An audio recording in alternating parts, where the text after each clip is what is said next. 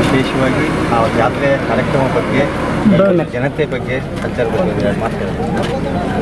ಜಾತ್ರೆ ಬಗ್ಗೆ ಪ್ರತಿ ವರ್ಷ ಇದು ನಮ್ಮ ಸಂಕ್ರಾಂತಿ ದಿನ ಒಂದು ಹೊಸ ಹುರುಪು ಮತ್ತು ಒಂದೇನೋ ಹುಮ್ಮಸ್ಸು ಸಿದ್ದನಕೊಳ್ಳ ಮಠಕ್ಕೆ ಬಂದು ಸಿದ್ದಪ್ಪಜ್ಜನ ಆಶೀರ್ವಾದ ಮತ್ತು ಆಮೇಲೆ ಶ್ರೀಗಳ ಆಶೀರ್ವಾದ ಪಡೆದರೆ ಏನೋ ಒಂಥರ ಮನೋಲ್ಲಾಸ ಮತ್ತು ಆರೋಗ್ಯಕರವಾದಂಥ ವಾತಾವರಣ ಇರ್ತದೆ ಅನ್ನುವಂಥ ನಮ್ಮ ಪ್ರತೀತಿ.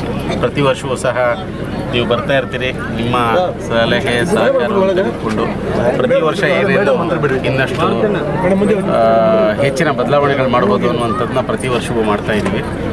ಸೊ ಏನು ವರ್ಷದ ಮೊದಲನೇ ಹಬ್ಬ, ಜನವರಿ ತಿಂಗಳ ಮೊದಲನೇ ಹಬ್ಬ. ಈ ವರ್ಷದ ಜನವರಿಯಿಂದ ಡಿಸೆಂಬರ್ವರೆಗೂ ಎಷ್ಟು ಹಬ್ಬಗಳು ಬರ್ತದೆ ಅದರಲ್ಲಿ ಮೊದಲನೇ ಹಬ್ಬ, ಅದರಲ್ಲಿ ವಿಶೇಷವಾಗಿ ಸಂಕ್ರಾಂತಿಗೆ ಸಿದ್ದನಕೊಳ್ಳದಲ್ಲಿ ನಡೀತಕ್ಕಂಥ ಪರಮ ಪೂಜ್ಯ ಸಿದ್ದಪ್ಪಜ್ಜನವರ ಅನುಗ್ರಹದಿಂದ ಶ್ರೀ ಶ್ರೀ ಶ್ರೀ ಪೂಜ್ಯ ಶಿವಕುಮಾರ ಸ್ವಾಮೀಜಿಯವರ ಆಶೀರ್ವಾದದಿಂದ ಭಾಳ ಅದ್ಭುತವಾಗಿ ರಥೋತ್ಸವ, ಅಂತಾರಾಷ್ಟ್ರೀಯ ಚಲನಚಿತ್ರೋತ್ಸವ ಎಲ್ಲವೂ ಸಹ ನಡೀತಾ ಇದೆ. ಆ ಕಾರ್ಯಕ್ರಮಕ್ಕೆ ವಿಶೇಷ ಅತಿಥಿಯಾಗಿ ನಮ್ಮ ಸೋಮಣ್ಣವರು ಮತ್ತು ನನ್ನ ಸ್ನೇಹಿತ ವಿದ್ಯಾಜಾನಂದ ಕಾಶ್ಯಪ್ನವರು, ನಾನು ಎಲ್ಲರೂ ಬರಮಾಡಿದ್ದಾರೆ. ಬರ್ತಾ ಇರ್ತೀವಿ. ನಮ್ಮ ಮಠ, ನಮ್ಮ ಇದು ನಿಮ್ಗಳ ಅಭಿಮಾನ, ಪ್ರೀತಿ, ವಿಶ್ವಾಸ ಇದು ಭಾಳ ಹೆಚ್ಚು ಉತ್ಸುಕತೆ ಇರೋದರಿಂದ ನಮಗೆ ಇಲ್ಲಿ ಬರ್ಲಿಕ್ಕೆ ಭಾಳ ಒಂದು ಮನೋಲ್ಲಾಸ ಮತ್ತು ಸಂತೋಷ ಆಗ್ತದೆ. ನಮ್ಮ ಪರಮ ಪೂಜ್ಯ ಡಾಕ್ಟರ್ ಶಿವಕುಮಾರ ಮಹಾಸ್ವಾಮೀಜಿಗಳ ಈಗೊಂದು 6-7 ತಿಂಗಳ ಹಿಂದೆ ನಡೆದಂಥ ಒಂದು ಕಹಿ ಘಟನೆ, ದುರ್ಘಟನೆ ಸ್ವಲ್ಪ ನಮಗೆ ಎಲ್ರಿಗೂ ಸಹ ಆಘಾತವನ್ನು ಉಂಟು ಮಾಡಿತ್ತು. ಬಟ್ ನನಗೆ ಶ್ರೀಗಳು ಕೇಳ್ತಿದ್ರು, ಹಾಸ್ಪಿಟ್ಲಲ್ಲಿ ಒಂದು 15-17 ದಿನ ಹಾಸ್ಪಿಟ್ಲಲ್ಲಿ ಉಳಿದು ಅವರ ಯೋಗಕ್ಷೇಮವನ್ನು ವಿಚಾರಿಸಿದಂಥ ಸಂದರ್ಭದಲ್ಲಿ ಅವರೆಲ್ಲರೂ ಕೇಳ್ತಿದ್ದು ಒಂದೇ, ನಾವು ಮತ್ತೆ ಜಾತ್ರೆ ಮಾಡ್ಬೋದಾ, ಜಾತ್ರೆಗೆ ಸರಿ ಹೋಗ್ತೀನಿ ನಾನು, ಏನಾಗುತ್ತೆ ರಾಜು ಅಂತ.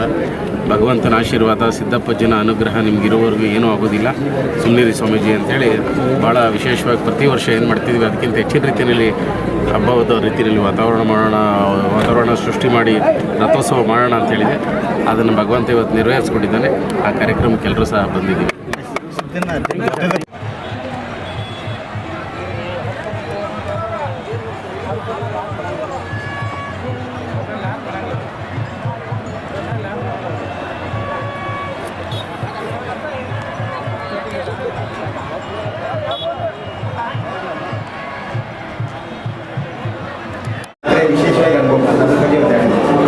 ಇದು ಇದೇ ಫಸ್ಟ್ನೇ ವರ್ಷ ಕುಟುಂಬದವರು ನಾವು ಈಗ 7-8 ವರ್ಷದಿಂದ ಕೂಡ ಸತತವಾಗಿ ಕಾರ್ಯಕ್ರಮಕ್ಕೆ ಆಗಮಿಸ್ತೀವಿ.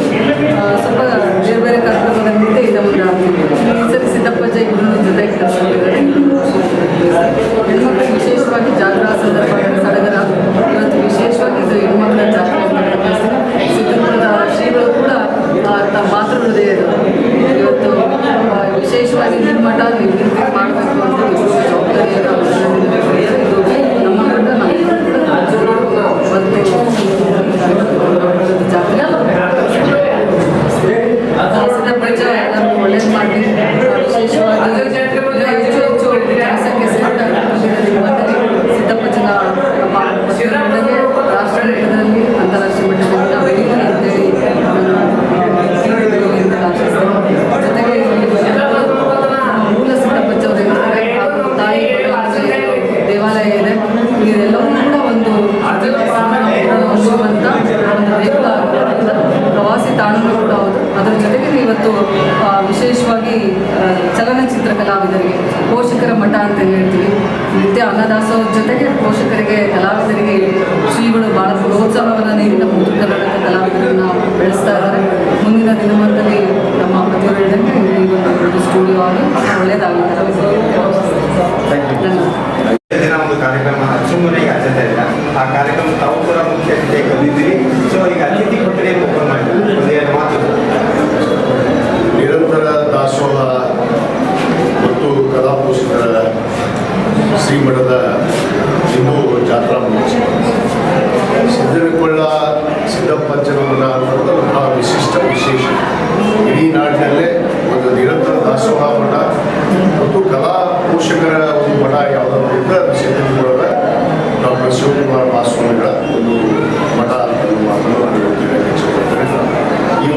ಅದಕ್ಕೆ ನಾನು 2015-16ನೇ ಸಾಲಿನಲ್ಲಿ ಇವತ್ತು ಒಂದು ಯಾತ್ರಾ ನಿವಾಸವನ್ನು ನಾನು ಸರ್ಕಾರದಿಂದ ಮಂಜೂರಾತಿ ಮಾಡಿದ್ದೆ. ಸುಮಾರು 65 ಲಕ್ಷ ರೂಪಾಯಿ ವೆಚ್ಚದಲ್ಲಿ ಇವತ್ತು ಈ ಒಂದು ನಿರ್ಮಾಣ ಆದಂಥ ಒಂದು ಯಾತ್ರಾ ನಿವಾಸ ಶ್ರೀಮಠಕ್ಕೆ ಬರುವಂಥ ಭಕ್ತಾದಿಗಳಿಗೆ ಅನುಕೂಲ ಆಗಬೇಕು ಅನ್ನೋ ನಿಟ್ಟಿನಲ್ಲಿ ಇವತ್ತು ಈ ಒಂದು ಯಾತ್ರಾ ನಿವಾಸವನ್ನು ನಾವು ಮಂಜೂರಾತಿ ಮಾಡಿ ಕಟ್ಟಡ ಕೂಡ ಆಗಿತ್ತು.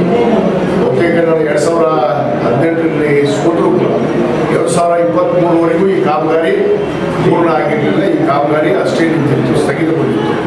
ಇವತ್ತು ನಾನು ಮತ್ತೆ 2023ರಲ್ಲಿ ಪೂಜ್ಯರ ಮತ್ತು ಸಿದ್ದಪ್ಪಜ್ಜನ ಆಶೀರ್ವಾದದಿಂದ ಮತ್ತೆ ನಾನು ಶಾಸಕರಾಗಿ ನಿಲುವಂಗದ ಅಧ್ಯಕ್ಷನಾಗಿ ಪೂಜ್ಯರ ಒಂದು ಸಂಕಲ್ಪ ಕೂಡ ಇತ್ತು.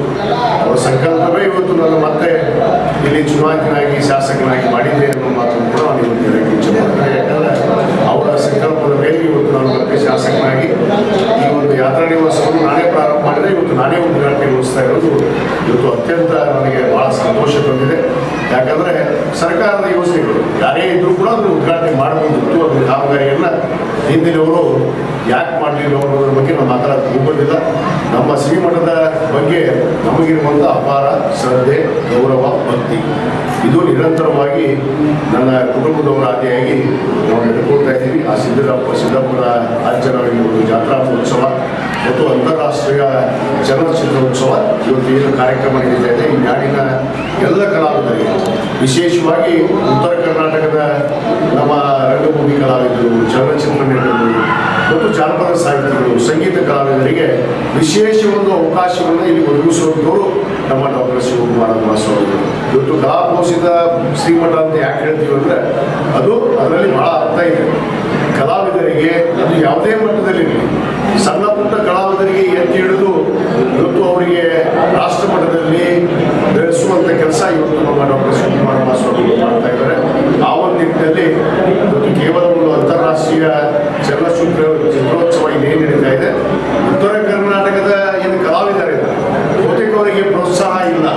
ಅವರಿಗೆ ಪ್ರೋತ್ಸಾಹ ಸಿಗದೆ ಕಾರಣ ಇವತ್ತು ಅವರು ಹಿಂದುಳಿದಿದ್ದಾರೆ. ಖಂಡಿತವಾಗಿ ನಾವು ಅಂತಾರಾಷ್ಟ್ರೀಯ ಮಟ್ಟದ ಒಂದು ಚಲನಚಿತ್ರೋತ್ಸವವನ್ನು ಉತ್ತರ ಕರ್ನಾಟಕ ಕಲಾವಿದರಿಗಾಗಿ ನಾವು ಮುಂದಿನ ದಿನಗಳಲ್ಲಿ ಪೂಜ್ಯರು ಆದಿಯಾಗಿ ನಾವೆಲ್ಲರೂ ಸೇರಿಕೊಂಡು ಇಲ್ಲಿ ಒಂದು ಉತ್ಸವವನ್ನು, ಒಂದು ಸ್ಟುಡಿಯೋವನ್ನು ಕೂಡ ಬರುವ ವರ್ಷದಲ್ಲಿ ಮಾಡಬೇಕು ಅಂತೇಳಿ ನಾವು ಮನಸ್ಸಲ್ಲಿ ಇಟ್ಕೊಂಡಿದ್ದೇವೆ.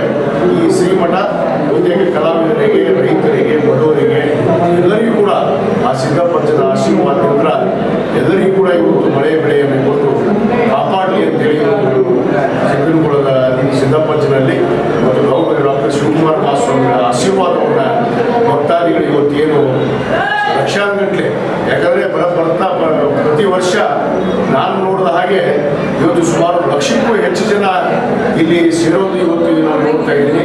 ಇದು ನಿಜವಾದ ಭಕ್ತಿ ಅನ್ನೋ ಮಾತನ್ನು ನಾನು ಇವತ್ತು ಹೇಳಕ್ಕೆ ಇಚ್ಛೆ ಪಡ್ತೇನೆ. ಆ ಎಲ್ಲ ನೆಮ್ಮಿದಂಥ ಭಕ್ತಾದಿಗಳಿಗೆ ಶ್ರೀಮಠದ ಪೂಜ್ಯರ ಆಶೀರ್ವಾದ, ಸಿದ್ದಪ್ಪಜ್ಜನ ಆಶೀರ್ವಾದ ಖಂಡಿತವಾಗಿದೆ. ಎಲ್ಲರಿಗೂ ಅವರ ಭಾಳ ಬೆಳಗತ್ತೆ, ಅವ್ರಿಗೆ ಒಳ್ಳೆಯದಾಗತ್ತೆ ಅನ್ನೋ ಮಾತನ್ನು ಕೂಡ ಈ ಸಂದರ್ಭದಲ್ಲಿ